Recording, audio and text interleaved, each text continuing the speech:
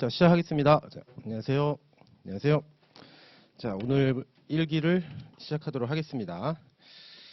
자, 강의 계획서를 일단 한번 보겠습니다. 저희가 이제 주말반이고요. 이제 11회 진행합니다. 이제 저녁에 이 시간에 오시면 되고, 자, 주 교재는 이제 책이 새로 나왔습니다. 이게 그래서 이제 4년 만에 개정을 해서 이제 초록색깔 책으로 하도록 하겠습니다.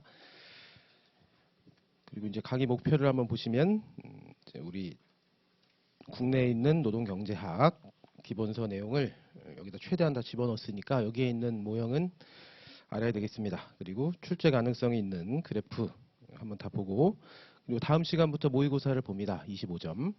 그래서 저희 9번 볼 거예요. 오늘 첫 시간 그리고 마지막 시간은 안 보고 그 이외에 9번 모의고사를 보도록 하겠습니다. 그리고 이제 이 교재가 다 나가면 계산 문제 풀이 한번 보도록 하고요. 이제 답안에 어떤 내용을 작성해야 되는지 한번 보도록 하겠습니다. 그래서 이제 모의고사를 볼 텐데, 모의고사를 보면 최고 답안을 드릴 거예요. 그래서 최고 답안 하시는 분들은 어떻게 썼는지 이제 참고하시면 도움이 되실 겁니다. 자, 그럼 이제 교재를 한번 볼게요. 교재 목차를 한번 보겠습니다. 목차.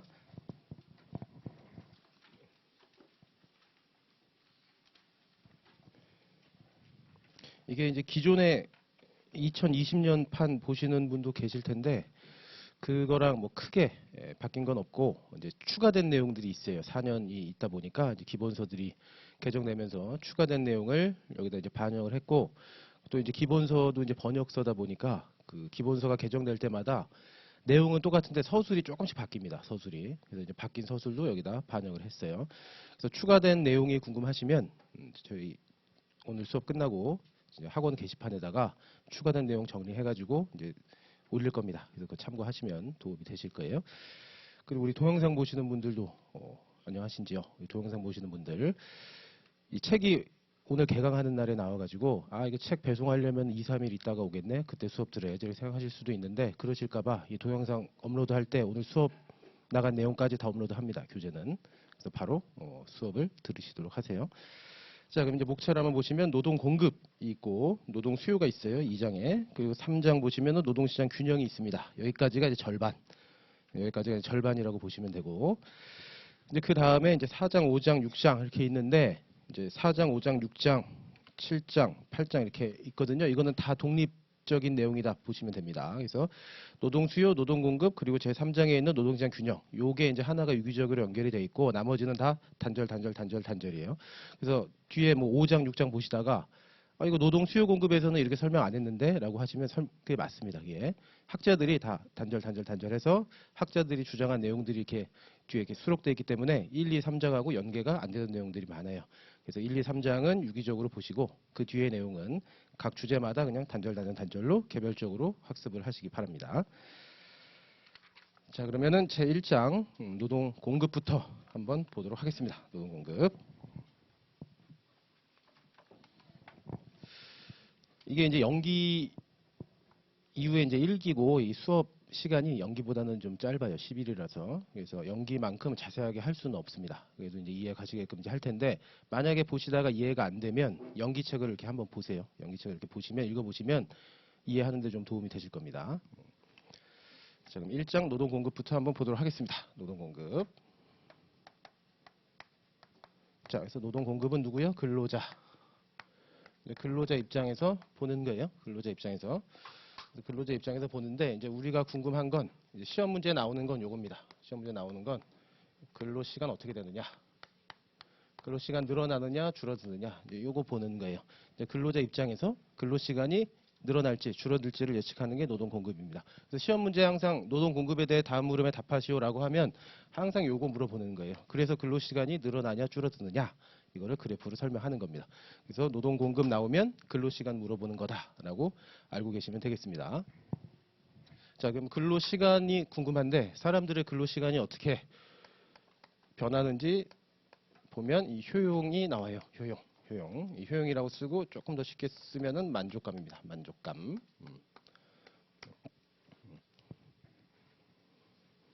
그래서 이제 기쁨, 효용, 만족감 등등등 있는데, 이제 사람들이 언제 만족을 느끼느냐 봤더니 봤더니 이제 만족을 주는 게 많아요. 뭐 돈도 있을 거고 집도 있을 거고 차도 있을 거고 많을 거예요. 많을 건데 그걸 모두 다 보기는 어려우니까 우리 돈 많이 벌면은 이제 기쁘지 않냐? 이거는 반박의 여지가 없으니까 요거 오케이. 돈. 그리고 또 이제 여가 있죠. 여가 노는 것.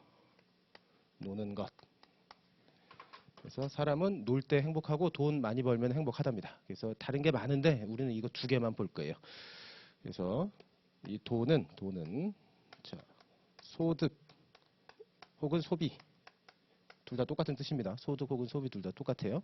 소득 혹은 소비. 이제 돈 쓰는 거 혹은 돈 버는 거 똑같다고 봅니다. 그래서 소득 혹은 소비라고 나타내기로 하고 자 노는 거는 자 여가라고 하겠습니다. 여가 시간. 그래서 사람의 효용은 돈하고 여가 시간 노는 걸로 구성이 되어 있대요. 그래서 요거를 식으로 한번 써보자. 그래서 효용 함수는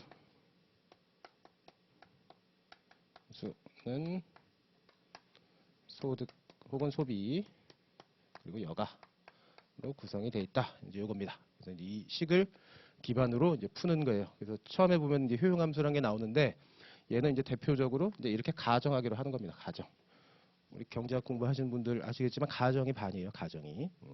그래서 앞으로 요거를 가정해서 이제 딱 하기로 한다라고 가정을 먼저 설명하는 겁니다. 그래서 근로자의 선호 한번 보면 자 1번 효용과 무차별 곡선 해서 개인이 재화와 여가의 소비로부터 만족을 얻는 개념은 다음과 같은 효용 함수로 요약될 수 있습니다.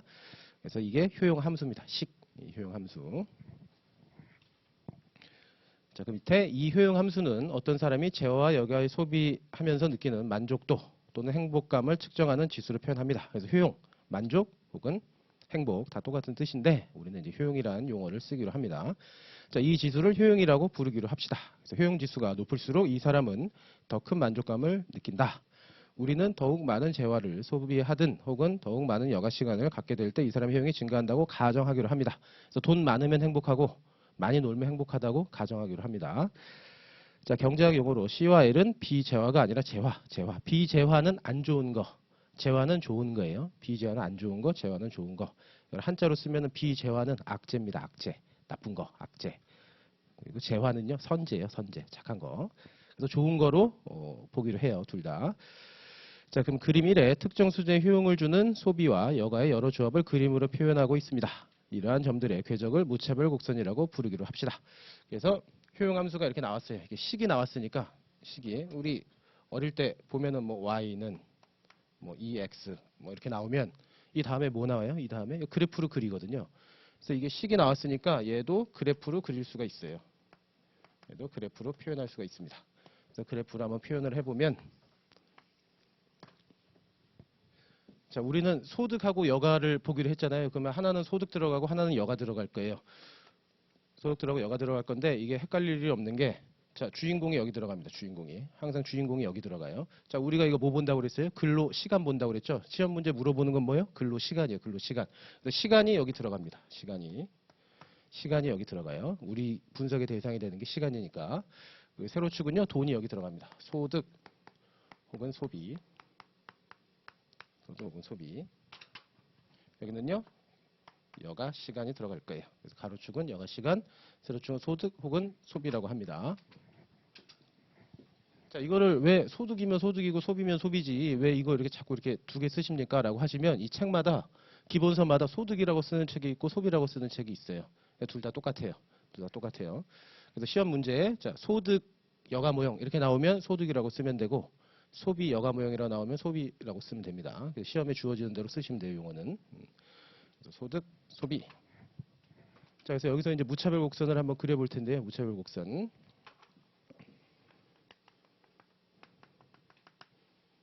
가령 제가 5시간 놀아요. 5시간.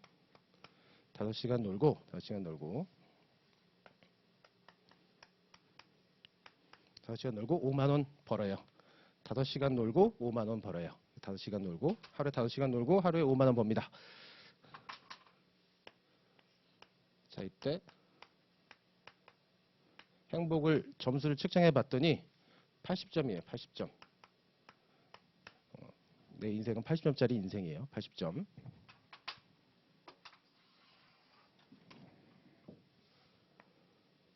자, 가령 9만 원 벌고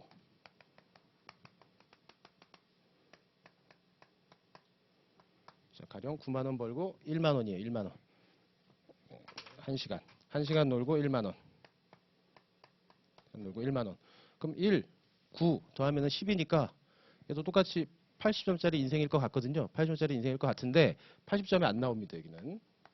여기 행복을 쳐봤더니 여기는 70점밖에 안 돼요. 밖에 안 돼요. 왜 그런가 봤더니 노는 시간이 너무 적어요. 돈은 벌긴 버는데 노는 시간이 너무 적어서 그거에 따른 고통이 있어가지고 이 행복을 깎아먹습니다. 이렇게. 그래서 이렇게 직선으로 이렇게 도출할 수 있을 것 같았는데 이게 직선으로 도출할 수 있을 것 같았는데 이제 직선으로 도출이 안 돼요. 직선으로 도출이 안 되고 이렇게 곡선으로 도출됩니다. 곡선으로. 그래서 얘는 80점짜리 인생, 80점짜리. 얘는 70점짜리 인생이에요. 70점. 이렇게.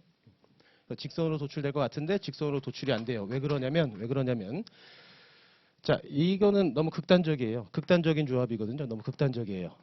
여기는요, 적정해요. 노는 시간도 적정하고 돈도 적정하게 법니다. 그래서 사람들은 극단적인 조합보다 적정한 조합을 더 행복하다고 느낀대요. 그래서 무차별 곡선을 그려보면은 직선이 아니라 이런 형태의 곡선으로 도출이 됩니다. 곡선으로. 자, 이 내용을 책으로 한번 읽어볼게요. 자, 책을 한번 보겠습니다. 자, 다음 페이지, 4페이지. 자, 보시면은 이 직선이 아니라 이런 곡선의 형태로 도출이 됩니다. 곡선의 형태로. 자, 그래서 무차별 곡선의 특징을 한번 볼게요. 자, 다음 페이지 괄호 1번. 자, 무차별 곡선은 우하향한다. 우하향한다. 우하향한다. 우하향. 자, 그래프가 이렇게 있을 때 이쪽으로 내려가면은 우하향이에요. 우하향.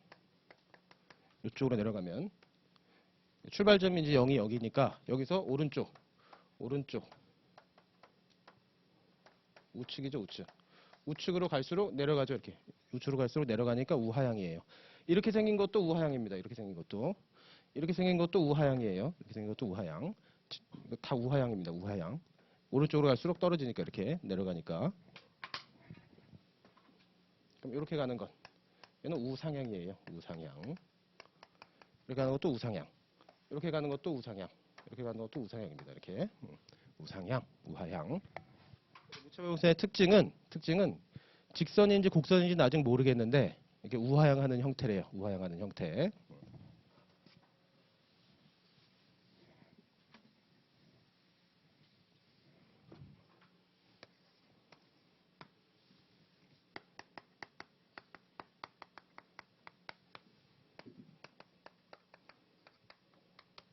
그래서 무차별 곡선을 그릴 텐데 이 차별이 없는 거죠. 그래서 이게 동등이에요. 동등. 동등 곡선이라고 합니다. 동등 곡선인데 무차별 곡선. 이 무차별 곡선 안에서는 효용이 다 똑같아요. 효용이 동일해요. 효용이 이렇게 동일합니다. 동일하니까 이렇게 우하향한다고 했잖아요. 이렇게 우하향. 이 뜻은 자, 얘 5만 원 벌고 5시간 놀았어요. 5시간. 근데 우하향 할 수밖에 없는 게 자, 6시간 놀아요. 6시간. 자, 6시간, 1시간 더 노니까 얘가 더 행복해질 거 아니에요. 1시간 더 노니까 행복해져요. 근데 무차별 곡선은 효용이 똑같아야 되거든요. 효용이 똑같아야 되니까 80점짜리 인생을 유지하려면 돈을 좀 덜 받아야 돼요. 이렇게 돈을 좀 덜 받아야 돼요. 그래야 80점이 유지가 돼요. 이게 무차별 곡선입니다. 무차별 곡선. 여기서는 효용이 다 똑같아요. 이건 다 80점이에요. 80점. 다 80점. 80점짜리 곡선을 한번 그려볼 텐데 그거는 자, 1시간 더 놀게 해주면 얘가 더 행복해지니까 기존의 80점 유지하려면 돈을 좀 빼야 돼요. 돈을 좀 이렇게 빼야 됩니다.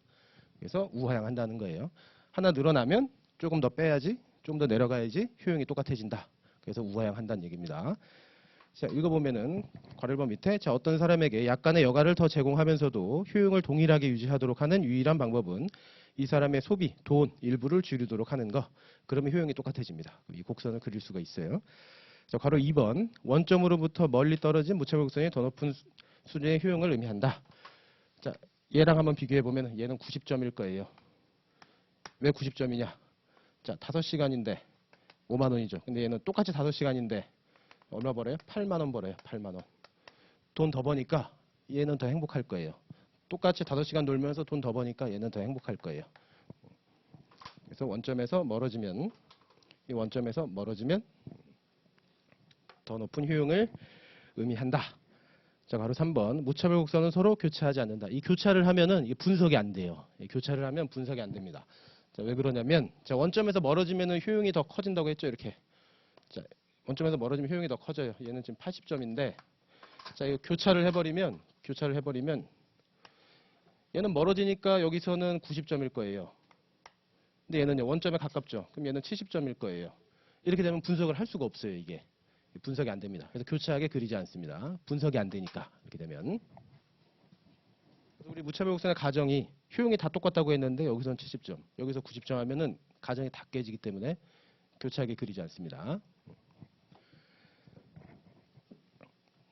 자, 괄호 4번. 무차별 곡선은 원점에 대해 볼록하다. 옆에다 써놓습니다. 직선이 아님. 직선이 아님.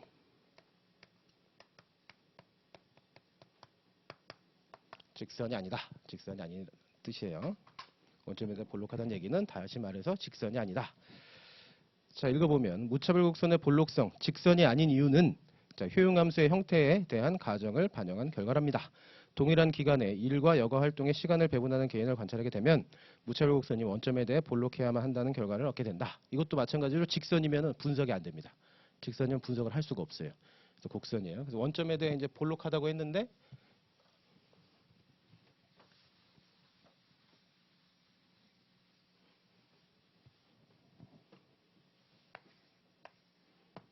자, 이 원점 여기서 보던 아니면 여기 수평축에서 보던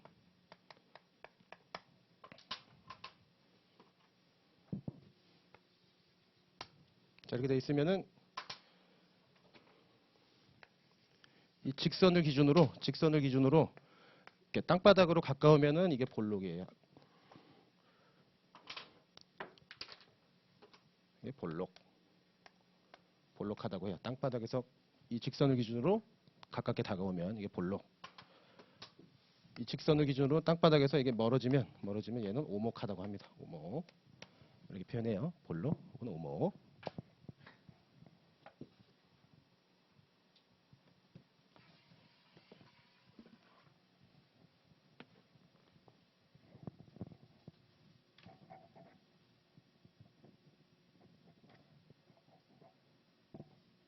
그래서 무차별 곡선. 그래서 이렇게 생겼네요. 무차별 곡선은 이제 사람들의 행동은 이제 이 그래프로 분석할 거예요. 사람들은 이렇게 분석한다. 그래서 멀어지면은 더 행복하고 가까워지면 더 불행해진다. 그래서 요거를 그려놨습니다. 자, 2번 무차별 곡선의 기울기는 넘어가고 좀 이따 볼 거고요. 자, 3번 볼게요. 3번. 자, 근로자의 선호의 차이. 자, 무차별 곡선이 이렇게 있는데 사람마다 생긴 게 다 다르대요. 무차별 곡선이.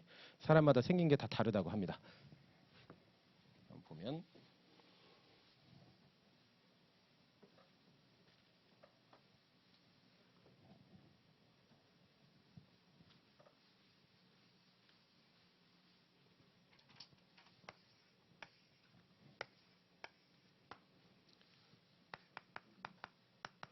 혹은 소비, 여기는 여가 시간,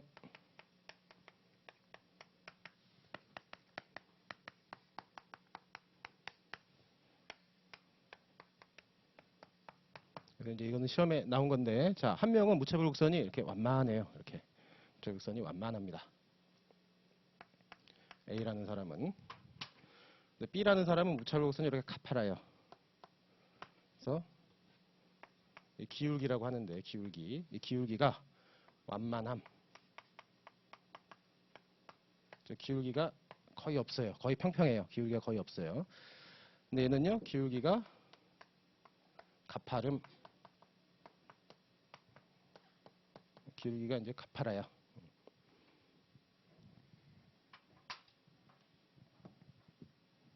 평평하면은 기울기가 완만하다. 기울기가 없다라는 거고, 세로축으로 점점 올라가면은 기울기가 가파르다고 해요. 근데 사람마다 누구는 이게 기울기가 완만하고 누구는 이제 기울기가 가파르대요. 그래서 얘 같은 경우는 이쪽으로 갈수록 이제 점점 더 효용이 커지겠죠. 이렇게 이쪽으로 갈수록 효용이 더 커져요. 이렇게. 얘는요, 얘도 마찬가지예요. 특성은 다 똑같아요. 나갈수록 얘도 효용이 더 커집니다. 시험에 나온 건 자, 누가 한 명은 상대적으로 돈을 좋아하고 한 명은 상대적으로 여가를 좋아하는데 누가 여가를 좋아하고 누가 소득을 좋아하느냐 이제 이게 시험에 나왔습니다. 그래서 이게 이렇게 나오면 극단적으로 한번 그려보면 됩니다. 극단적으로. 자, 기울기가 완만하다면서요. 그럼 완만해요, 이렇게 기울기가. 그럼 A는 이렇게 생각하면 돼요. 소득, 소비, 그래서 여가 시간. 그래서 기울기 문제가 나오면 이렇게 극단적으로 쓰면 됩니다. 자, 얘 완만하잖아요, 얘도. 완만. 그러니까 얘 보면 얘 지금 80점이거든요. 80점짜리 인생이에요. 80점. 근데 얘한테 여가를 아무리 늘려줘도 얘는 계속 80점이에요.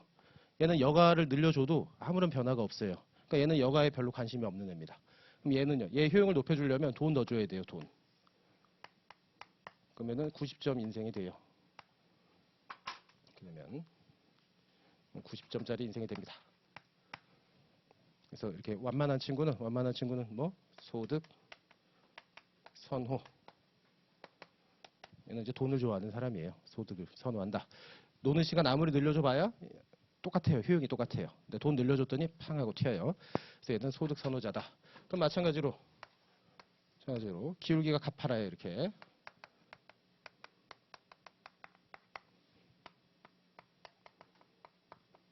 B라는 사람. 얘는 이제 마찬가지죠. 얘도 80점인데 돈을 아무리 올려줘도 얘는 똑같아요. 계속 80점이에요. 인생이 안 바뀌어요. 얘를 행복하게 만들어줄 수 있는 건 여가 시간입니다. 여가 시간. 이렇게.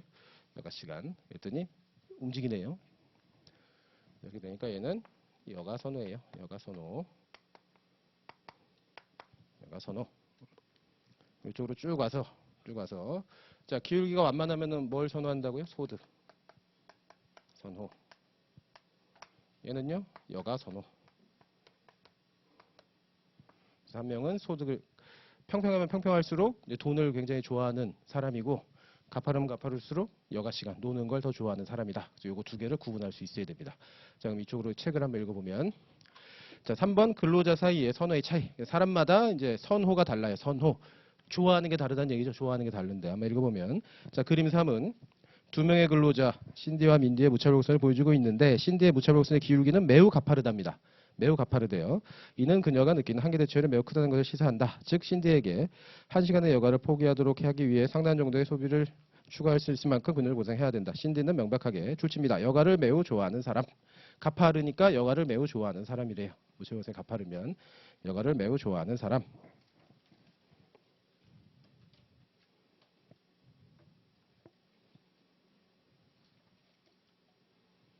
이와는 반대로 민디의 무차별곡선 기울기는 평평한 편인데 완만한데 이것은 그녀의 한계 대처의 크기가 작은 수준을 의미하고 따라서 민디의 경우 1시간 여가를 포기하도록 하기에 많은 보상을 할 필요가 없다. 일에 대한 선호의 차이는 노동급 차이를 가져오는 중요한 결정 요인이고요. 신디처럼 여가를 매우 선호하는 근로자는 다시간 근로자를 선호한대요. 가파르면 일하기 싫어하고 여가 시간을 좋아하니까 일 조금만 한답니다. 이런 사람은. 그러나 민디처럼 여가에 그다지 높은 가치를 부여하지 않는 근로자는 일 중독자가 될 확률이 높다. 이 사람은 이제 소득 선호자가 되겠습니다. 소득 선호자. 돈 버는 걸 좋아하는 사람. 그래서 가정하기로 아까 이 돈과 돈 버는 거, 노는 거, 둘 다 이제 사람들을 행복하게 만들어 주는데 사람마다 가중치가 이제 다르다는 얘기입니다. 그래서 돈에 훨씬 더 많은 행복을 느끼는 사람은 무차별 곡선이 완만한 거고 여가의 가중치가 높은 사람, 노는 거에 가치를 많이 부여하면 이 사람들은 이제 가파른 무차별 곡선을 갖게 된다라는 얘기입니다. 그래서 기울기 문제가 이제 비단 여기뿐만 아니라 노동 수요, 노동 공급도 이렇게 나오거든요. 그럼 항상 극단적으로 그리면 돼요. 극단적으로.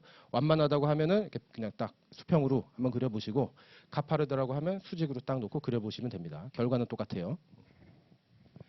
자, 그럼 이제 근로자는 무차별 곡선으로 이렇게 표시할 수가 있다. 그래서 선호까지 이제 보셨고요. 이제 돈 벌고 노는 거에 행복을 느낀다. 그리고 멀어질수록 더 행복하다. 이제 여기까지 봤습니다.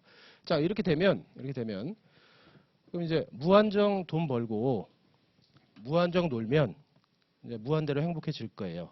근데 이제 현실은 이제 그렇지가 않아요. 그러니까 돈을 무한정 벌 수도 없고 무한정 놀 수도 없습니다. 돈을 무한정 벌 수도 없고 무한정 놀 수도 없어요.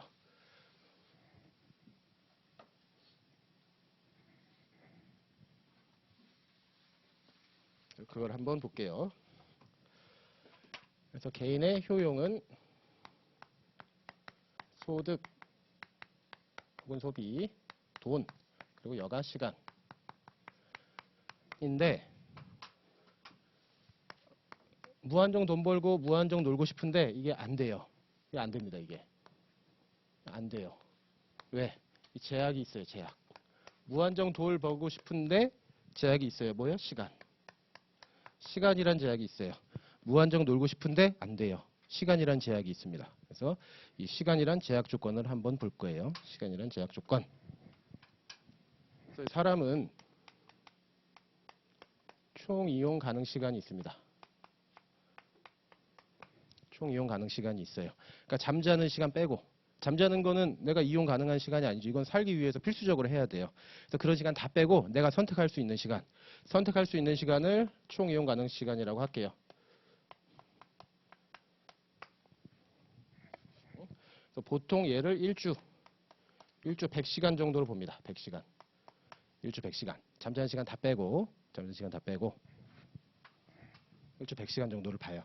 그럼 내 총 이용 가능한 시간을 나는 선택할 수가 있어요. 그래서 근로시간 혹은 여가시간. 그래서 어떤 사람은 근로시간을 일주에 40시간 하고 어떤 사람은 60시간. 그래서 40시간 일하고 60시간 노는 사람이 있을 거고 뭐 이런 사람도 있을 거예요. 이렇게. 반대도 있겠죠. 이렇게 60시간 일하고 조금만 노는 사람.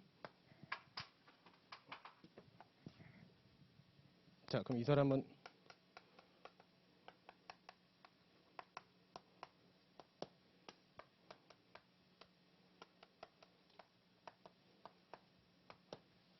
얘는 근로시간이 짧고 여가시간이 높아요.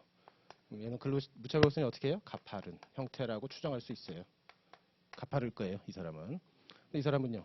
근로시간이 높아요. 돈 버는 걸 좋아한대요. 그럼 이 사람은요. 무차별곡선이 완만하다고 추정할 수 있습니다. 사람마다 무차별곡선이 다르니까 이렇게 다양한 조합이 이렇게 나와요. 사람마다. 일을 많이 하는 사람도 있고 덜 하는 사람도 있고. 그래서 이제 시간 제약이 있어서 이 근로시간을 가지고 이제 돈 벌어야 되는데 소득을 벌어야 되는데 이 여가시간 가지고 이제 여가를 누려야 되는데 이 시간 제약이 있어서 일주 100시간이라는 시간 제약이 있어서 무한정 늘릴 수가 없대요. 무한정 늘릴 수가 없다. 이거 한번 보겠습니다. 이걸. 자, 그럼 예산선 1번 예산 제약. 제약에 동그라미 하시고 무슨 제약이라고요? 시간 제약입니다. 시간 제약. 시간 제약. 자, 그럼 첫 번째 줄 한번 읽어보겠습니다. 재화와 여가의 소비는 그 사람의 소득과 시간에 의해 제약을 받는다. 재산소득, 배당소득, 복권당첨 소득과 같이 개인의 소득의 일부는 노동시간 관계없이 독립적으로 결정된다. 우리는 이러한 소득을 자 출치입니다. 비근로소득, 비근로소득. 자, 비근로소득이라는 게 있고 비근로소득이라고 부르기를 한다. 자, 이제 H를 주어진 기간의 노동시간의 할당 시간으로 W를 이 사람의 시간당 임금률이라고 생각해보자. 이 사람이 처한 예산 제약은 다음과 같이 나타낼 수 있다. 다음과 같이 나타낼 수 있다.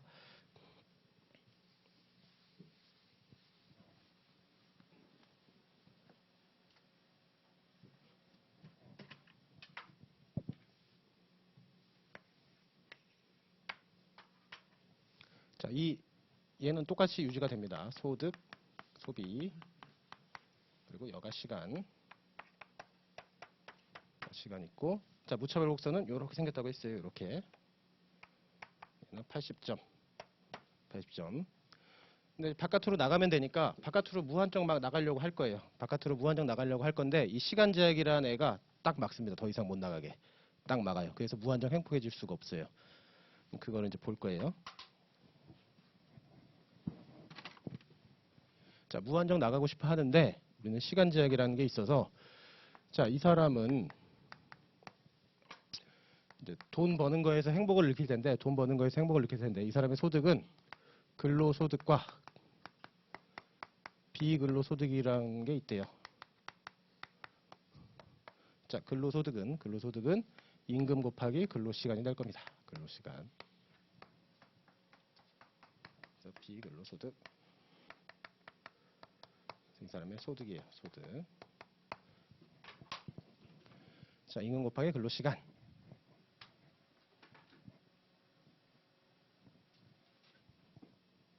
그래서 이 사람이 얼마만큼 몇 시간 일했을 때 이 사람의 소득이 얼마인지를 측정할 수가 있어요. 소득.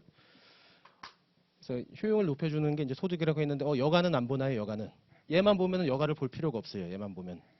왜 그러냐? 자, 이 사람의 소득은 임금 곱하기 근로시간이라고 했는데 이 근로시간은 뭐예요? 총 이용 가능시간. 시간에서 뭘 빼요? 총 이용 가능시간에서 여가시간 뺀 거예요. 여가시간.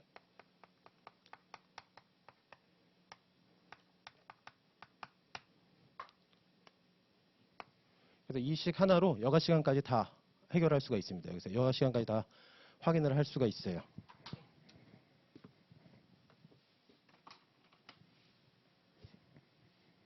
가령 계산을 했더니 근로시간이 몇 시간이 40시간 나왔어요. 40시간. 40시간 나오면 당연히 여가시간은 60시간이라고 나올 수가 있어요. 일주 100시간을 가정한다면 이 식 하나로 여가시간까지 다 확인을 할 수가 있습니다. 이 식 하나로. 그래서 소득을 영어로 C라고 쓴다고 하면 임금은 W라고 쓸 거예요. 앞으로. 임금은 W. 근로시간은 H, 비근로소득은 V. 이렇게 식을 쓰면 이렇게 쓸 수 있고 얘를 다시 쓰면 임금에다가 자, 이 근로시간이라고 안 쓰고 총시간. 총시간에서 여가시간. 총시간에서 여가시간을 빼주면 됩니다.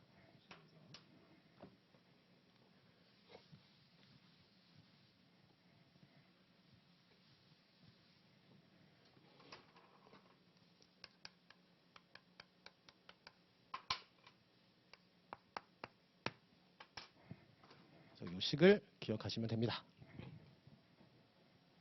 시험 문제에서 자, 이제 근로시간을 물어봐요. 근로시간 몇 시간이냐 이렇게 물어보고 혹은 이 사람이 처한 여가시간을 물어본다라고 하면 이거 나 근로시간밖에 모르는데 이거 여가시간 어떻게 구하지? 구할 수 있는 거예요. 근로시간 구하면 총시간에서 빼면 되니까. 그래서 이 식 가지고 여가시간도 계산할 수 있어야 됩니다. 이렇게 식을 변환해서.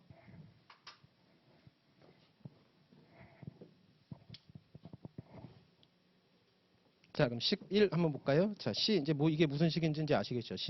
C는 돈입니다. 소득. 소득은 이렇게 구성이 된대요. WH는 뭐? 근로소득. V는 뭐? 비근로소득.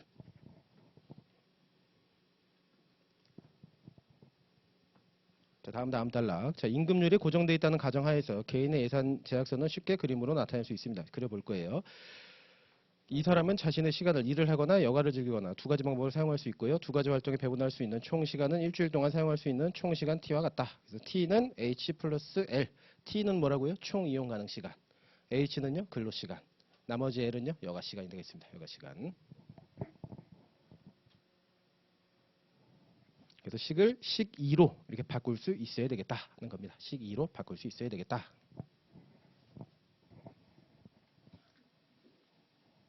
자, 그럼 이제 얘도 식이 나왔으니까 얘도 이제 그림으로 그릴 수 있어요. 얘도 그림으로 그릴 수 있고 그 그림을 예산선이라고 합니다. 예산선.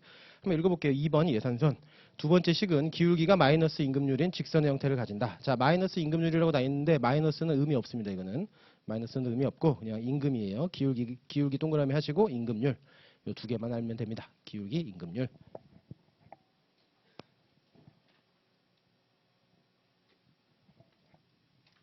자, 그림이래. 이 사람의 예산선이 그려져 있습니다. 예산선을 한번 그려볼게요.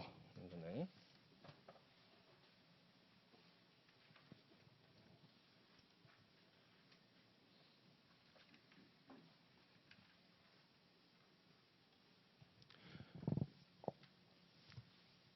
자, 이제 예산선을 그릴 때 이제 시험 문제에서 제시를 해줍니다. 자, 임금은요. 임금은 10이래요. 10. 임금은 10. 임금은 10. 10달러. 임금은 비근로소득은 5랍니다. 5. 5달러. 비근로소득. 총 이용 가능 시간은 100시간이래요. 100시간.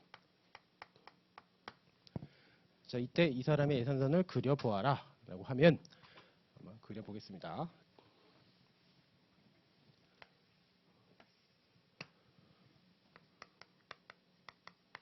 소비 여가 시간. 자, 총 이용 가능 시간이 몇 시간이라고요? 총 이용 가능 시간 100이에요. 100시간. 그러니까 이 사람은 최대 100시간까지 놀 수 있어요. 100시간까지. 또 최대 허용 가능한 여가 시간은 100시간이에요. 100시간. 자, 이렇게 100시간 놀았어요. 100시간 놀았을 때 이 사람의 소득은 얼마예요? 5만 원이죠. 5만 원. 일 하나도 안 해도 비근로소득 5만 원 준대요. 5만 원. 그래서 5만 원. 5만 원이에요. 5만 원. 혹은 5달러. 그리고 이제 여기서부터 자, 가령 이 사람이 100시간이 아니라 90시간을 놀았어요. 90시간을 놀면은 근로시간은 몇 시간이에요? 근로시간은 10시간입니다. 10시간. 근데 임금이 10이니까 이 사람이 10시간 일하면은 임금이 10이니까 이 사람이 10시간 일하면 얼마 벌어요? 100 벌죠. 100. 100을 벌 수 있어요. 100.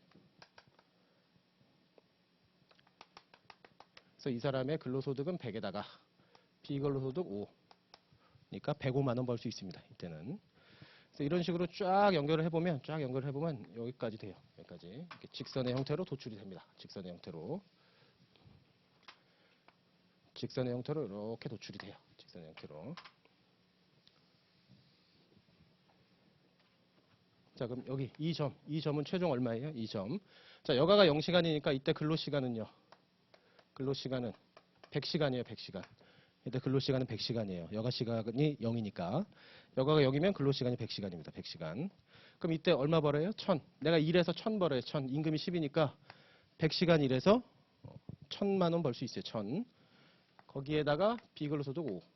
그래서 합은 여기 최종점은 5가 되겠습니다. 1005. 이렇게 1005.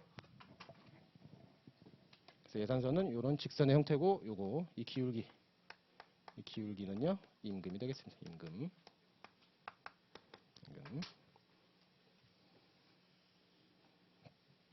이걸 뭐라고 한다? 이거를 예산선이라고 합니다. 예산선. 이 사람이 최대한 벌 수 있는 허용 범위예요. 최대한 벌 수 있는 허용 범위. 예산선. 이게 지금 당장 이해 안 가셔도 뒤에서 계속 나옵니다. 계속 나오니까 이해가 돼요. 이거는 계속 나와서 뒤에서. 그래서 이 사람은 이런 예산선 하에 있는 거예요. 이런 예산선 하에 있다. 그러니까 이 예산선이라 하면 이 사람이 벌 수 있는 소득을 그래프로 쫙 그려놓은 거예요. 소득을 그래프로 쫙 그려놓은 겁니다. 이렇게. 자, 그림 1 보시면 예산선은 근로자의 8페이지 그림 1 예산선은 근로자의 기회 집합의 경계선을 나타낸다. 그러니까 벌 수 있는 최대 허용 범위예요. 그래서 여가 시간이 0일 때 꼭대기 보시면은 WT 플러스 V 돼 있죠. WT는 뭐라고요? 근로소득. V는요? V는 비근로소득.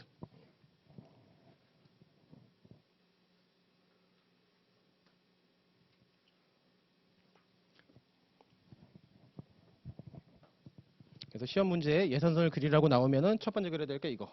1번. 비근로소득을 그린다. 1번. 그리고 2번. 직선으로 이렇게 그린다. 그리고 3번. 여기에 근로소득 더하기 비근로소득.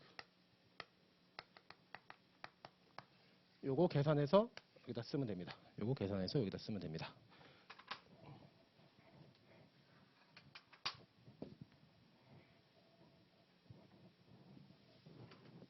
그래서 항상 요거 꼭 비근로소득을 누락해가지고 써요. 비근로소득을 빼놓고 이제 임금 근로시간 나오니까 이제 그것만 계산하시는데 이거 누락하지 않도록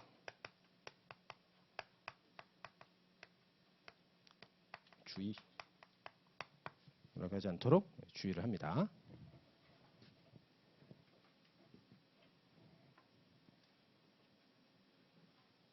그리고 이 기울기는 임금에 해당합니다. 기울기는 임금. 기울기는 임금이다.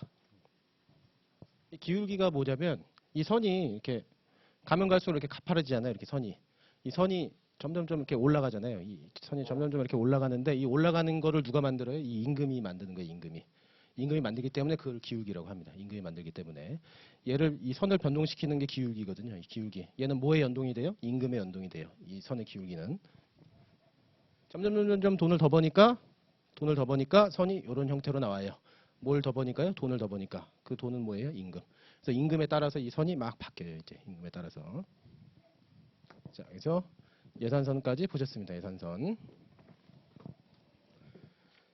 자, 그러면 다음 제 3절 볼게요. 근로시간의 결정. 근로시간의 결정.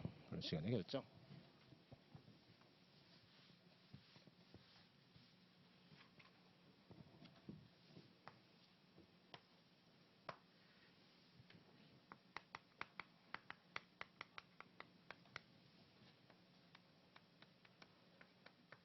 자, 근로자는 이제 이렇게 생겼습니다. 80점. 이제 이런 근로자가 존재한대요. 이렇게 생긴 근로자가 존재해요. 얘는 80점이 아니라 90점, 100점 막 이제 나가고 싶어 할 거예요. 나가고 싶어 할 거예요. 근데 얘가 이제 내가 얼마 벌 수 있나 봤더니 이 친구가 이 친구한테 제시된 예산서는 이렇게 생겼어요. 이렇게. 이 친구한테 제시된 예산서는 이렇게 생겼어요. 그래서 여기에 벗어날 수는 없어요. 그래서 얘가 이제 이렇게 보니까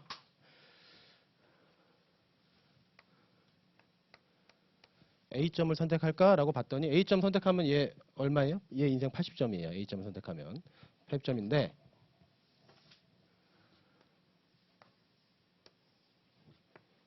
이제 여기를 선택하면 90점이 돼요. 여기를 선택하면은 90점이 돼요. 90점. B점. B점. 나 100점 하고 싶은데 해서 이렇게 나가고 싶거든요. 이렇게. 100점. 근데 얘는 이거는 그냥 망상에 불과한 거예요. 얘가 벌 수 있는 것보다 훨씬 더 초과했으니까 예산선을 벗어나면 얘는 선택할 수가 없습니다. 여기는. 선택 못해요. 여기는. 예산선을 벗어났기 때문에.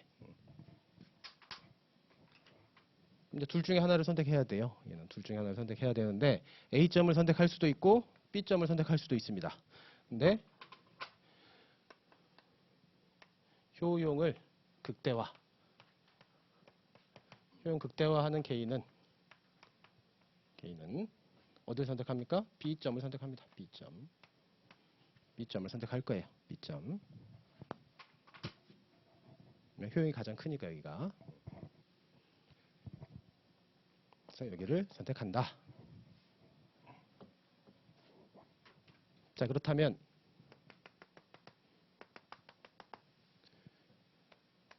자, 총 이용 가능한 시간이 100시간이에요. 100시간. 100시간인데 여기가 60이라고 합시다. 이렇게. 여기가 60. 그럼 이 사람은 여가 시간은 여기서 이렇게 봐요. 여가. 이 사람은 여가 시간이 60이에요. 60. 근로 시간은요. 여기서 이쪽으로 봐요. 근로예요. 근로. 근로 시간은 몇 시간이에요? 40시간이 되겠습니다. 40시간. 그래서 여가 시간은 60, 근로 시간은요 40. 그래서 이제 근로 시간 분석할 때는 항상 여기서 출발해서 이렇게 보는 방식을 취합니다.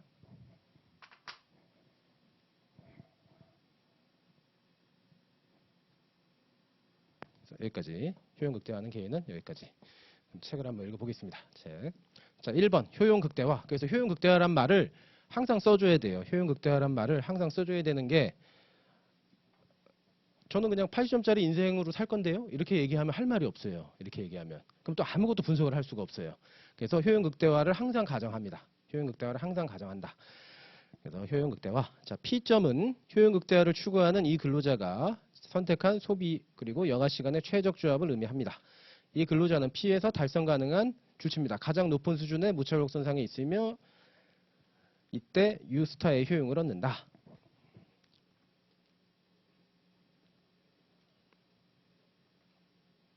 이 근로자는 더 높은 효용을 주는 U1의 무차별곡선의 조합을 더욱 선호할 것이나 주어진 임금률과 비근로소득은 이 점을 선택할 수 없게 만듭니다. 그래서 예산선을 벗어난 건 선택할 수가 없어요. 예산선을 벗어나면 선택할 수가 없습니다. 집에서 이제 꿈꾸는 거예요. 나 일주일에 10시간만 일하고 1억 벌고 싶은데. 근데 그렇게 주는 기업은 없어요. 그래서 그냥 허공에 떠 있는 거예요. 그 무차별곡선은. 그래서 그건 분석의 대상이 안 되는 겁니다. 그래서 예산선 벗어난 건. 자, 이어서 네 번째 끝에 반면에 예산선 안쪽에 위치한 A를 선택할 수도 있어요. 80점을 선택할 수도 있습니다. 선택할 수도 있으나 A는 P보다 낮은 효용이므로 선택하지 않습니다. 이때는 선택하지 않습니다.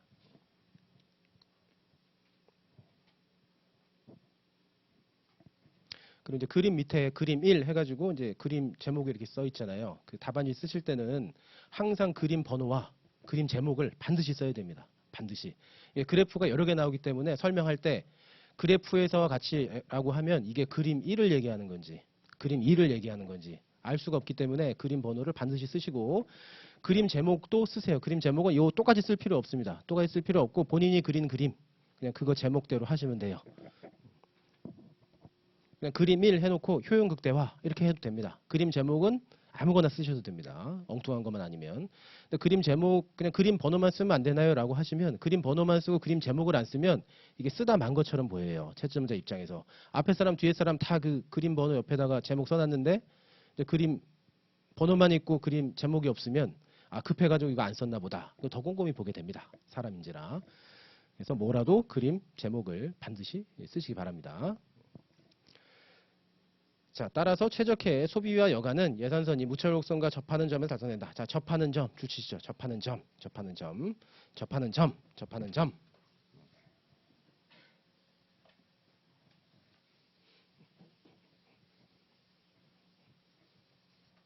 자, 결국에는 이제 노동경제학의 그래프 분석은 요거 찾는 겁니다. 접하는 점.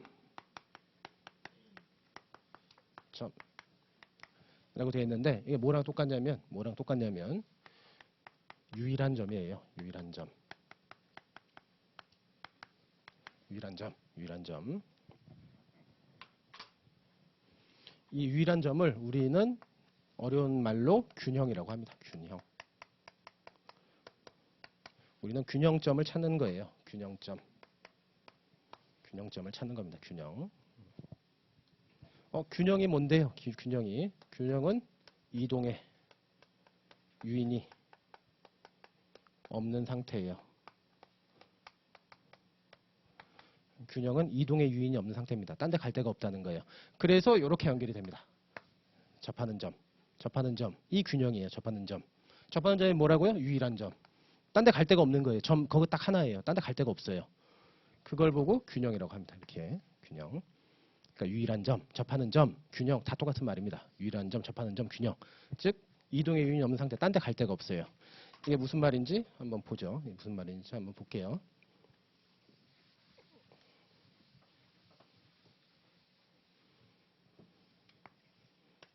자, 이렇게 있어요. 그래서 효용 극대화는 여기서 달성된다고 했습니다. 이렇게 달성된다고 했어요.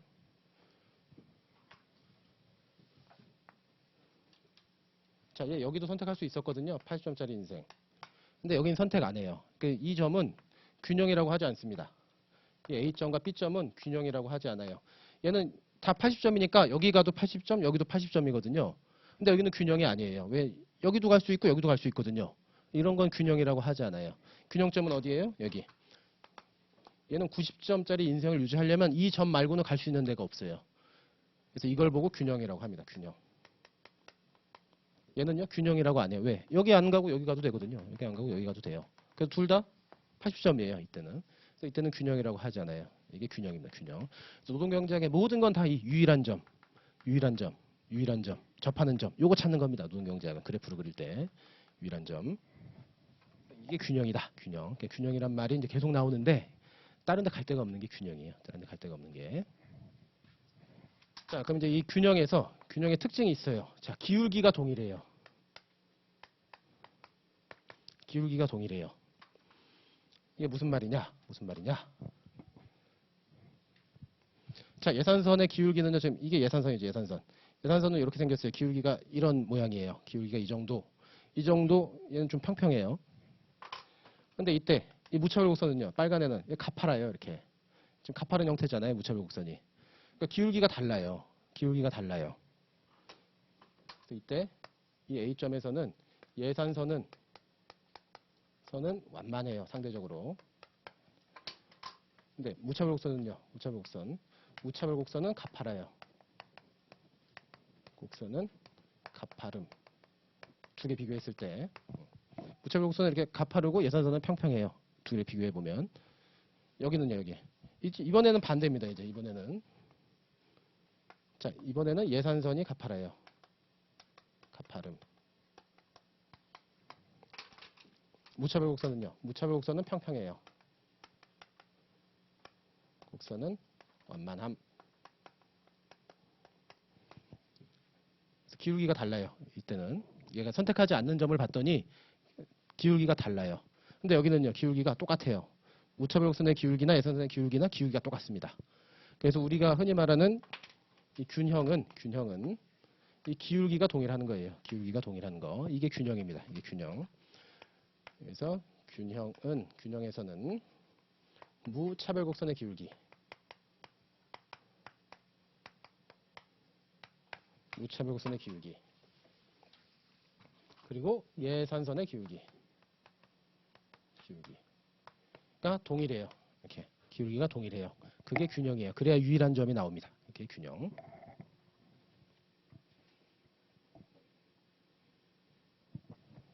자, 그럼 예산선의 기울기는 아까 봤죠? 예산선의 기울기 뭐라고요? 임금.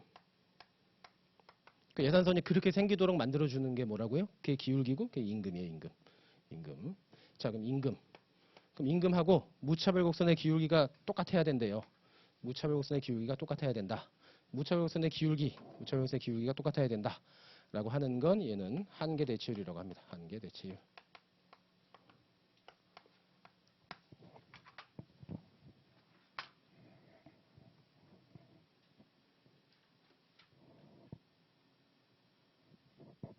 그래서 얘는 그림이에요. 그림. 우리가 이제 방금 그림 그렸잖아요. 이렇게. 그래서 자, 균형을 찾아봤더니요. 그림으로 봤더니 이 예산선하고 이 무차별 곡선이 기울기가 똑같대요. 이렇게 그림으로 설명할 수도 있어요. 이렇게 그림으로. 근데 이게 계산 문제로도 나올 수 있습니다. 계산 문제로도. 계산으로 나올 수도 있어요. 계산으로. 그럼 무차별 곡선의 기울기가 어느 정도인데 10이요. 10이요. 근데 임금도 딱 10이더라고요. 10. 그래서 계산 문제. 숫자로 분석할 수도 있어야 돼요. 숫자. 그래서 기울기가요. 가파라요. 얼마나 가파른데 10만큼이요. 이렇게 숫자로 얘기할 수도 있어야 되고 예산의 기울기가 이 정도예요. 라고 했을 때 얼마나 뭐 가파른지 완만한지 10만큼이요. 숫자로도 얘기할 수 있어야 돼요. 그래서 그래프를 그리고 설명하시오라고 하면은 요렇게 설명하면 되는 거고. 자, 이제 계산 문제로 나올 수도 있습니다. 계산 문제. 가령 임금이 10일 때 균형에서 한계 대체율은 얼마이냐? 그럼 10. 이렇게. 10. 이렇게. 그래서 아까 보셨다시피 한 명 무차별 곡선의 기울기가 이렇게 생겼어요. A란에는. 한 명 무차별 곡선의 기울기가 이렇게 생겼어요. B란에는. 그래서 가령 계산해 보면은 여기서 이 무차별 곡선의 기울기가 얘가 완만해요. 그림으로 그리면 이렇게 설명하면 되고 무차별 곡선의 기울기가요. 20이에요. 20이에요. 숫자로도 얘기할 수 있어야 돼요. 얘는요. 무차별 곡선의 기울기가 가파라요. 이렇게 얘기할 수도 있어야 되고 훨씬 더 기울기가 가파르니까 얘는요. 40이에요. 기울기가. 이렇게. 숫자로 직접적 이렇게 비교할 수도 있어야 됩니다. 숫자로. 계산 문제로도 이렇게 나올 수가 있어요. 자, 이게 무슨 말인지 한번 읽어보겠습니다. 자, 그럼 그림 밑에 9페이지. 자, 따라서 최적의 소비와 여가는 예산선이 무차별 곡선과 접하는 점에서 발생됩니다. 이러한 형태의 최적해는 기회집합의 양끝단에 있지 않고 중간에 있다는 의미에서 자, 내부해라고 얘기합니다. 자, 다음 페이지. 자, 이 별표치입니다. 2번 별표. 이제 이게 계산 문제로 이런 식으로 나와요. 자, 설명 끝났어요. 그래프로. 자, 여기서 균형인데요. 라고 이제 설명 끝났는데 계산 문제로도 나올 수 있습니다. 자, 예산선과 무차별 곡선이 접하는 조건의 해석. 접하는이 뭐라고요? 균형이에요. 균형의 해석이에요. 균형이 무슨 뜻을 담고 있느냐. 자, 최적해 P에서 예산선은 무차별 곡선과 접한다. 즉, 줄칩니다. 무차별 곡선의 기울기가 예산선의 기울기가 일치한다. 그래프로 그리면 여기까지 설명 끝난 거예요. 그래프로 하면 기울기가 똑같아요. 균형에서 끝. 여기까지 끝인데 자, 이제 계산 문제로 한번 나옵니다. 그럼 이를 수식으로 표현하면 다음과 같다. 수식으로 표현하면 자, 무차별 곡선의 기울기하고 예산선의 기울기가 똑같아요. 그래프로 그리면 여기서 설명 끝. 자, 근데 이제 숫자로 한번 표시해 봐라. 그러면 얘는 임금 쓰면 돼요. 임금. 그럼 무차별 곡선의 기울기는요. 얘를 수치화한 게 한계 대체율이에요. 한계 대체율. 수치와 한계 대체율. 이 한계 대체율이 뭔지 앞 페이지로 넘어가서 보도록 하겠습니다. 아까 넘어간 거. 자, 5페이지로 오십니다. 5페이지. 자, 무차별곡선의 기울기 2번. 자, 여가의 한계 효용은 재화의 소비를 그대로 유지한 채 여가를 한 단위 더 소비함으로써 얻는 효용의 변화로 정의된다. 여가의 한계 효용을 MUL이라고 표시하기로 한다. 자, 우리가 이제 한계란 말이 나오는데 한계.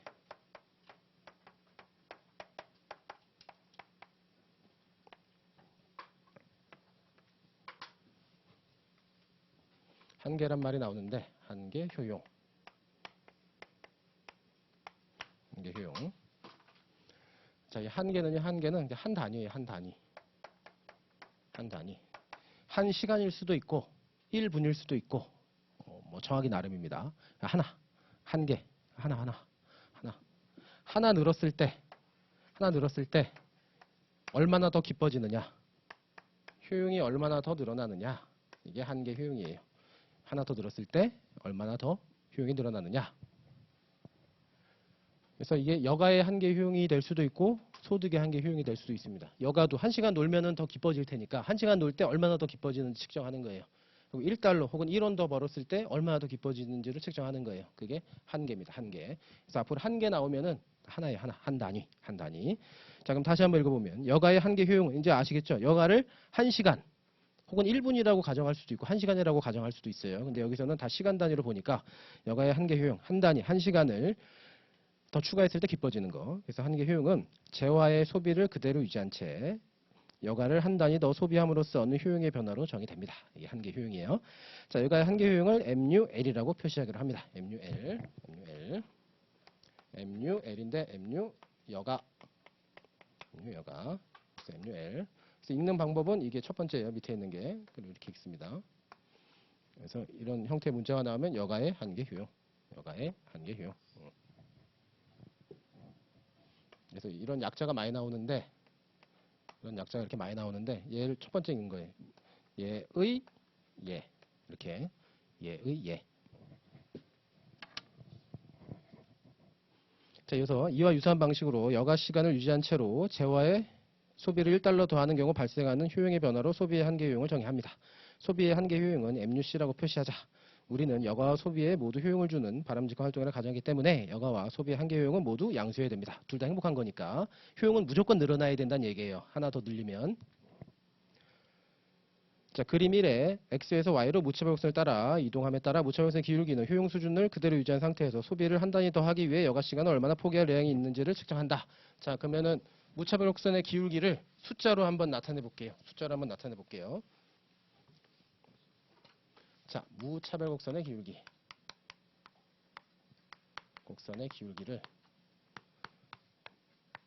숫자로 나타내 주는 게 한계 대체율이에요. 한계 대체율. 영어로 MRS라고 합니다. MRS. 이렇게 기울기를 한계. 그러니까 무차별곡선의 기울기는 말로만 설명할 수 있는 거예요. 가파라요. 혹은 완만해요. 근데 쟤도 가파라요 라고 하면은 이게 구분이 안 되니까 숫자로 비교하고 싶은 거예요. 아, 얘는 10만큼. 얘는 20이니까 더 가파르겠네? 숫자로 보고 싶은 거예요. 숫자로. 그게 한계 대체율입니다. 한계 대체율. 그래서 얘는 숫자로 표시가 될 수가 있어요. 뭐 10, 20 등등등등등. 그럼 이제 얘를 어떻게 숫자로 측정하느냐?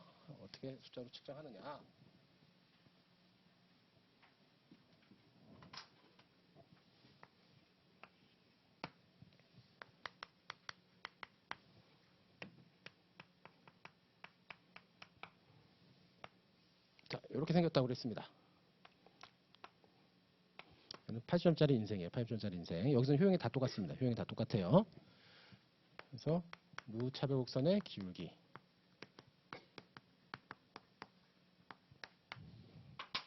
자, 이 부분을 한번 볼게요. 이 부분을 한번 볼게요.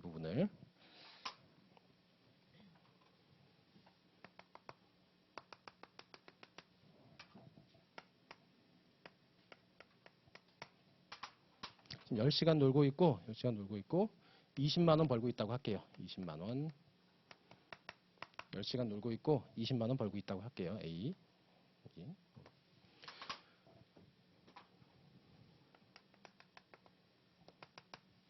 얘는 60시간 놀고 있고요. 60시간 놀고 있고 5만 원밖에 못 벌어요. 그래서 이 부분, 이 두 부분이 있다고 한번 해볼게요. 이 부분. 자, 딱 봐도 여기서는 가파르잖아요. 그래서 이 구간은요, 무차별곡선 가파른데요. 이쪽은요, 평평한데요, 완만한데요. 이렇게 할 수 있어요.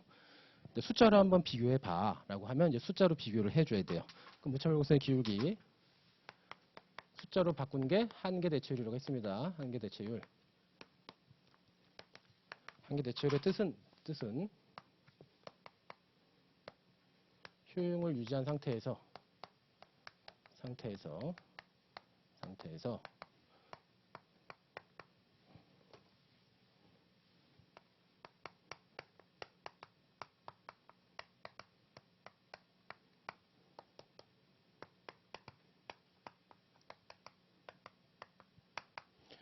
여가를 한 단위 추가했을 때 포기하는 소득입니다. 여가 한 단위 추가했을 때 포기하는 소득. 이게 한계 대체율이에요. 한계 대체율. 자, 무슨 말이냐? 자, 얘 지금 10시간 놀고 있거든요. 10시간. 근데 너 11시간 놀게 해줄게.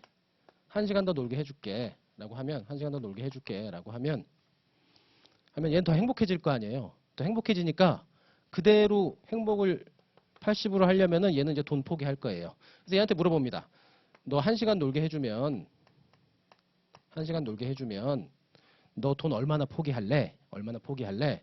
했더니 지금 노는 시간이 없어서 여가 시간이 너무 부족해서 10만 원까지 포기하겠대요. 10만 원 포기하겠대요. 10만 원. 나 1시간만 놀게 해주면 나 10만 원 포기할게. 그래도 내 인생 80점 유지가 돼. 그러니까 노는 시간이 너무 없으니까 1시간이 너무 소중한 거예요. 그래서 소득의 절반을 포기하겠답니다. 소득의 절반을. 이때 한계 대체율은 얼마예요? 한계 대체율은 10이에요. 10이에요. 10. 한계 대체율은 이때 10입니다. 10.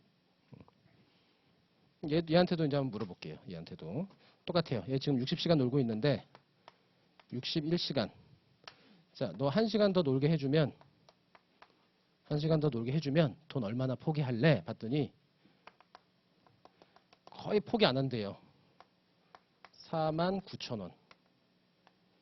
1,000원 포기한대요. 1,000원. 그래서 마이너스 0.1. 1,000원 포기하겠대요. 1,000원. 1,000원 포기하겠답니다. 1,000원. 지금 여가 시간이 지금 너무 많아서 1시간 여가 시간 늘어나 봐야 이 친구한테는 이제 감흥이 없어요. 많이 놀고 있어서. 그래서 돈을 거의 포기하지 않겠대요. 거의 돈을 포기하지 않겠답니다. 그래서 이 부분은 한계 대체율이 0.1이에요. 0.1. 그래서 무차별 곡선의 기울기는 이런 식으로 숫자로 이렇게 바꿀 수 있습니다. 숫자로 이렇게 바꿀 수 있어요.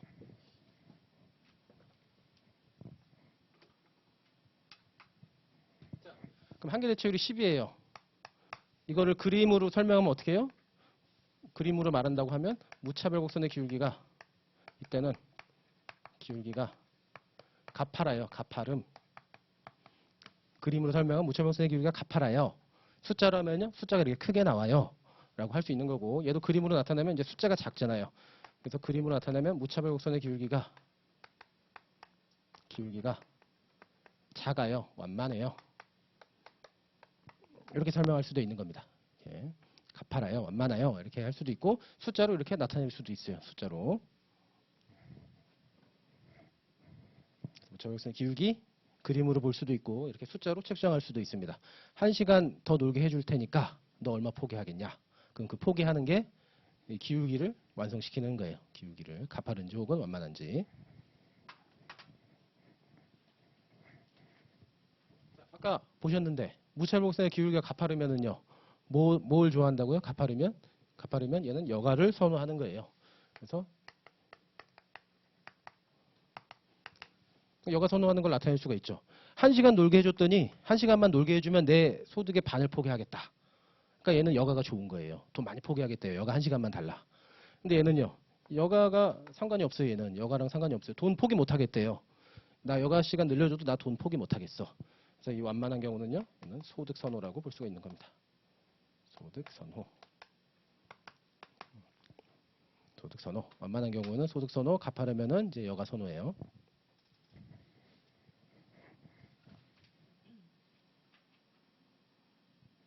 그러면은 이걸 아닌 상태에서 식으로 한번 볼게요. 식으로.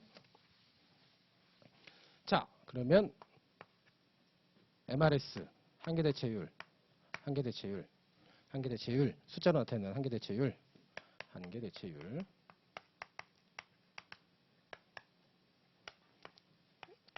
어떻게 했어요? 예?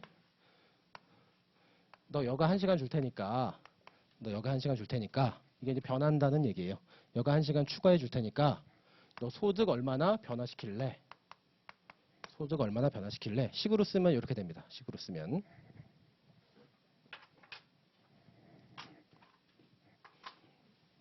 가령 여가 1시간 줄 테니까 나 소득 10만큼 포기할래요. 이렇게 하면 그럼 이제 마이너스 10이 마이너스 10이 이렇게 되겠죠. 마이너스 10. 마이너스 10이 되는데 이 숫자 크기가 중요한 거지 이 부호는 안 중요한 거라서 이렇게 앞에 마이너스를 이렇게 붙여줍니다. 마이너스를.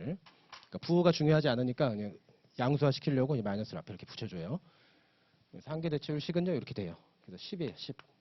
10이라는 사람이 있을 거고 0.1도 있겠죠. 이렇게. 그래서 이렇게 계산해요. 이렇게.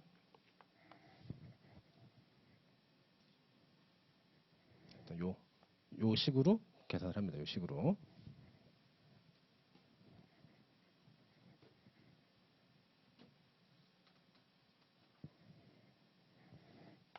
얘를 다시 쓰면 이렇게 쓸 수 있어요.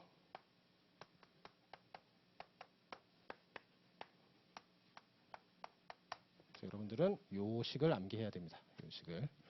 요 식을 암기해야 됩니다.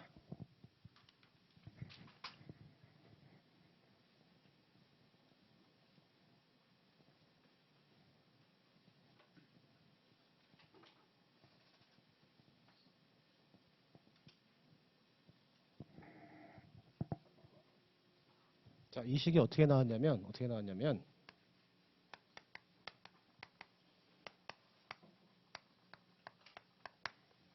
자, 소득하고 여가가 똑같대요. 자, 여기 너무 좁으니까 저쪽 가서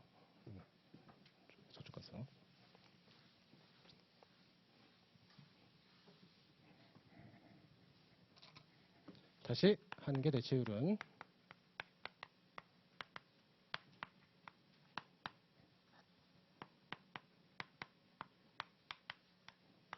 자, 너 여가 1시간 줄 테니까 너 소득 얼마나 포기할래?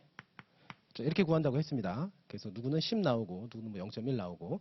근데 이 식 자체로는 활용성이 떨어져요. 이 식 자체로는 활용성이 떨어져서 식을 이렇게 바꿔요. M류 소득, M류 여가. 그래서 여러분들은 요걸 암기해야 돼요. 요걸.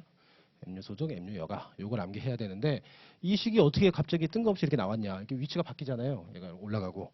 이 식이 갑자기 뜬금없이 이게 왜 나왔냐. 한번 보니까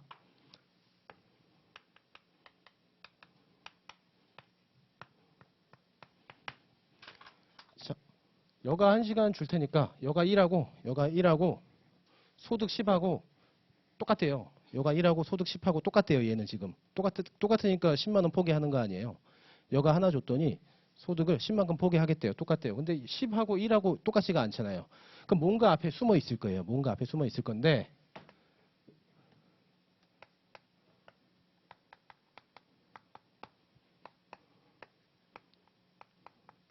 요게 숨어 있는 거예요. 요게 숨어 있는 거. 그래서 얘는 여가 1시간이 얘한테 주는 효용이 10이에요. 10. 10만큼 얘한테는 소중하니까 이 여가 1시간이 주는 이 행복도가 10이에요. 10. 10. 근데 얘는요. 소득 하나가 주는 게 1밖에 안 돼요. 그래서 이 식이 숨어 있는 거예요. 그래서 똑같이 10 되니까 얘가 포기하는 거예요. 이게.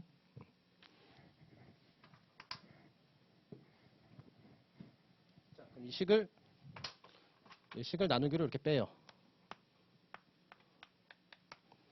이 식을 나누기로 이렇게 빼요.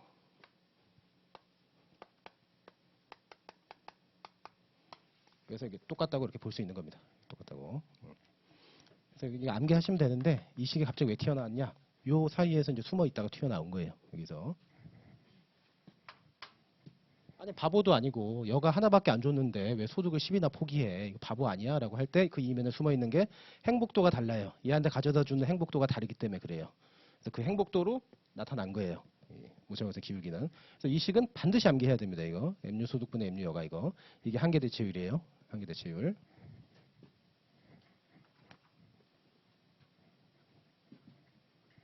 자, 그래서 가령 이게 10이 나왔다. 무차별곡선의 기울기를 해봤더니 한계 대체율을 숫자로 나타내봤더니 10이 나왔다라는 얘기는 소득이 얘한테 기쁨을 1만큼 줬을 때 여가가 얘한테 주는 기쁨이 10이란 얘기입니다. 10. 여가가 주는 기쁨이 얘는 10이란 얘기예요. 근데 이게 0.1이 나왔다라고 하면은 여가가 주는 기쁨이 0.1밖에 안 된다는 거예요. 0.1밖에 안 된다. 팁을 드리면, 자, 이게 위치 헷갈리잖아요. 이렇게. M 들어가면은요, 무조건 주인공이 위로 갑니다. 무조건 주인공이 위로 가요. 주인공 위로 갑니다. 위로. 주인공이 M자 붙으면 위로 가는 거예요. 그래프로 봤을 때 얘가 주인공이거든요. 얘가 주인공. 주인공이 무조건 위로 가요. 주인공이 무조건 위로 갑니다. 처음 보시면 좀 헷갈릴 수 있는데 뒤에 또 나옵니다. 노동 수요할 때 똑같은 거 또 나와요. 계속 나오니까 보시다 보면은 이해가 됩니다. 자, 그럼 한번 읽어볼게요. 2번 무차별곡선의 기울기. 자, 이것만 보고 쉬었다 하겠습니다. 무차별곡선의 기울기. 자, 여가의 한계 효용은 재화 소비를 그대로 유지한 채 여가 한 단위를 더 소비하는 효용의 변화로 정의되고 여가의 한계 효용을 MUL이라고 표시합니다. 그래서 여가가 주는 만족감이에요. MUL은. 이와 유사한 방식으로 여가 시간을 유지한 채로 재화 소비 1달러 더하는 경우 발생한 효용의 변화로 소비의 한계 효용을 정의한다. 소비의 한계 효용은 MUC라고 할게요. C. 자, 다음 우리는 여가, 소비 모두 효용을 주는 바람직한 과정이기 때문에 모두 양수. 그림이래 X에서 Y로 무차별곡선 따라 이동함에 따라 무차별곡선 기울기는 자, 출처입니다. 효용 수준을 그대로 유지한 상태에서 소비를 한 단위 더하기 위해 여가를 얼마나 포기할 의향이 있는지를 측정한다. 줄치시고 요거 얘기하는 거예요. 요거. 여가 한 단위 더 줄 테니까 너 소득 얼마나 포기할래? 이 식을 말로 쫙 풀어 쓴 거예요. 이 식을 1시간 놀게 해줄 테니까 너 얼마 소득 포기할래? 자, 이를 달리 표현하면 기울기는 여가 시간을 포기하도록 하기 위한 이 사람에게 보상해줘야 하는 소비의 가치가 얼마 되는지 설명해준다. 무차별곡선의 기울기는 아래 식과 같으면 보일 수 있다. 자, 식 보시면은 자, 이게 여가죠. 여가. 너 여가 1시간 줄 테니까 소득 얼마나 포기할래? 요건데 이제 계산 문제 나올 때는 요 식으로 나옵니다. 계산 문제는 MU 소득분의 MU 여가. 그래서 이 식을 암기해야 돼요. 이 식을. MU 소득분의 MU 여가.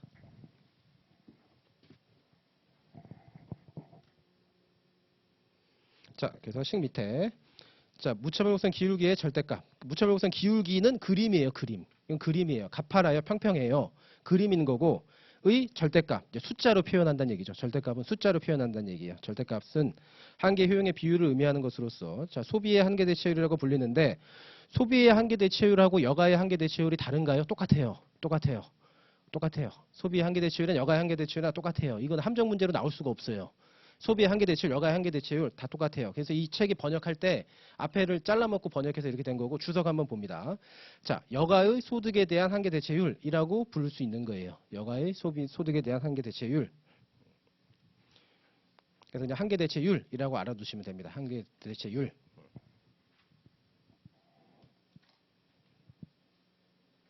그래서 여가의 한계 대체율이나 소비의 한계 대체율이나 똑같은 거예요. 똑같은 겁니다. 똑같은 거. 하도 많이 물어보셔가지고 똑같습니다. 자, 이 똑같을 수밖에 없는 게 여가의 한계 대체율, 소비의 한계 대체율. 이거 용어 막 바뀌었네. 이게 번역이라서 여가의 한계 대체율이라고 쓰는 책도 있고 소비의 한계 대체율이라고 쓰는 책도 있어요.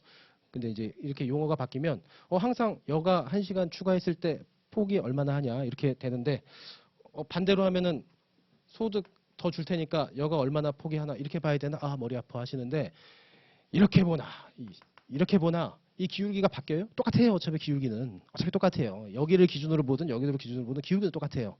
그러니까 이거는 뭐 응용해서 나올 수가 없어요. 어차피 똑같기 때문에 이렇게 해도 되고 저렇게 해도 돼요. 소비의 한계 대체율이나 여가의 한계 대체율이나 똑같은 겁니다. 똑같아요. 그래서 똑같은 거다. 한계 대체율이라 불린다. 라는 거고 이제 다음 페이지. 자, 무차별 곡선이 원점에 대해 볼록하다는 가정은 즉 직선이 아니라는 가정은 본질적으로 무차별 곡선 위의 움직임에 따라 한계 대체율이 어떻게 변하는지에 대한 가정이다. 볼록성에 대한 가정은 근로자가 상당한 양의 재료를 소비하고 여가는 매우 조금만 누리고 있는 경우 무차별 곡선의 기울기가 더욱 가파르고 반대로 소비는 매우 적게 하고 여가를 많이 누리고 있을 때는 기울기가 평평하다는 것을 의미한다. 그래서 이쪽으로 오시면 여기 자, 이때는 돈 많이 벌고 여가 시간이 없으니까 돈 많이 포기할 거예요. 정상적인 사람이라면. 근데 얘는요, 돈 자체가 지금 없으니까 포기 못 할 거예요. 정상적인 사람이라면. 그래서 무차별 곡선을 직선으로 그릴 수가 없는 거예요. 자, 무차별 곡선을 직선으로 이렇게 그리잖아요. 직선으로 그리면 여기나 여기나 기울기가 다 똑같아요. 기울기가 똑같아요. 그러니까 1시간 늘려주면은 포기하는 소득이 똑같다는 거예요. 무차별 곡선이 직선으로 나타나면. 그럼 그거는 이제 정상적인 사람이 아닌 거죠. 자, 돈 많이 벌 때야 돈 많이 포기할 수 있어요. 근데 지금 돈 버는 게 없는데 이때 돈을 또 똑같이 10만 원 포기한다고요? 그거는 사람이 아닌 거죠. 사람이 아닌 거예요. 그래서 개인, 사람이라는 특성을 반영하면 직선이 될 수가 없어요. 직선이 될 수가 없습니다. 사람이라는 특성. 돈 많이 벌고 있을 때는 돈 많이 포기할 수 있는 거고 돈 많이 못 벌면은 많이 포기 못 하니까 이 포기하는 수준이 다르다는 겁니다. 수준이. 똑같이 1시간 놀게 해줘도. 그게 사람인 거죠. 그게 사람. 그래서 직선으로 그리지 않고 이렇게 곡선으로 그리는 거예요. 직선으로 그리지 않고. 자, 그래서 그렇게 돼 있고, 자, 밑에 근로자 사이 선호의 차이 아까 봤었는데 사람마다 무차별 곡선이 전반적으로 가파른 사람이 이렇게 있는 거예요. 가파르다는 건 뭐예요? 많이 포기하겠다. 나 여가가 좋아. 놀게 해줘. 돈 많이 포기할게. 그래서 신디의 무차별 곡선 얘는 여가 선호자가 되는 거예요. 전반적으로 다 가파르니까. 민디의 무차별 곡선은요. 전반적으로 완만하니까 얘는 신디 A라는 사람보다는 소득 선호자인 거예요. 난 돈 포기 못 하겠어. 전반적으로. 그래서 이제 개인 간 비교를 이렇게 할 수도 있는 겁니다. 그럼 뒤로 와서 이제 균형. 자, 10페이지 보고 쉬겠습니다. 10페이지. 자, 예산선과 무차별 곡선에 접하는 조건의 해석. 자, 그럼 최적해에서 예산선은 무차별 곡선과 접합니다. 무차별 곡선의 기울기와 예산의 기울기가 일치합니다. 자, 그래프를 설명하면 여기까지. 근데 이제 숫자를 표시하면 이를 수식으로 표현하면 다음과 같다. 자, 그래서 여기 있네요. 자, 무차별 곡선의 기울기는 아까 뭐라고요? 한계 대체율 MRS라고 했습니다. MRS. 임금은 W. 그럼 한계 대체율은 아까 뭐라고요? MU 소득분의 MU 여가 임금. 요게 균형 조건이에요. 균형. 수식으로 나타낸 균형. 수식으로 나타낸 균형은 이거. 수식으로 나타낸 균형은 이거. 얘는요 뭐요? 얘는 그림으로 나타낸 균형이에요. 얘는 그림으로 나타낸 균형. 그래서 그림으로 나타낸 균형, 수식으로 나타낸 균형. 둘 다 시험에 나옵니다. 둘 다. 그래프를 그리고 설명하시오. 이렇게 나올 수도 있고 숫자를 줘요. 자, 뭐 임금이 10인데 어쩌고 저쩌고. 그럼 이제 그거 계산하는 문제로 이렇게 또 나와요. 균형. 둘 다 알아야 됩니다. 둘 다. 이거 반드시 암기합니다. 이거 이 식 반드시 암기합니다. 그래서 식 1에 써있죠. 식 1에. 그래서 MUC분의 MUL은 뭐라고요? 한계 대체율. 한계 대체율. 무차별 곡선의 기울기를 수식으로 나타내는 거.